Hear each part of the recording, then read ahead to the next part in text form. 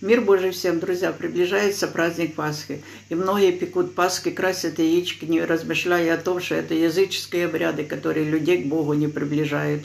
Наша Пасха – это Иисус Христос, Божий Агнец, заклад за нас, жертва Христа. Это чтобы каждый верующий в Него не погиб, но имел жизнь вечную. И многие говорят, Христос воскрес.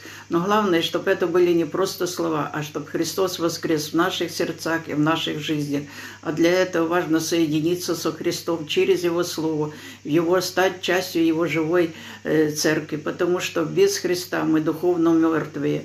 И нас может оживить только Дух Святой, который находится в церкви, и кровь святая, которая течет в церкви, теле Христа.